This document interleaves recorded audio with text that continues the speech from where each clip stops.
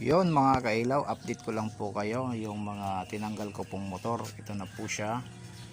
Kung gagalawin po natin, malambot na po ang ikot niya, pati itong side niyan. Ito ang focus, kaya gumagalaw po yan.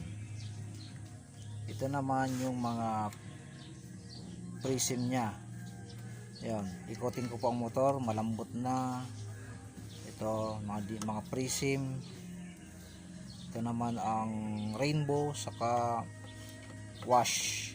Malambot na po ang ikot ng mga motor. Kahit ikutin ko yan. Dati nung nakaraan po kasi nung in-upload ko, pinakita ko po sa inyo, matigas, hindi po magalaw-galaw. Ngayon, napakalambot na po siya. Ayan.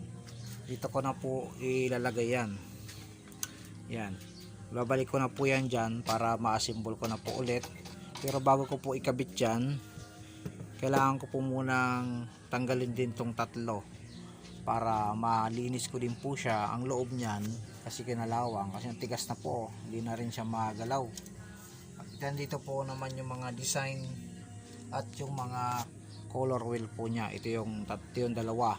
Ito naman yung blackout na shutter. Yon.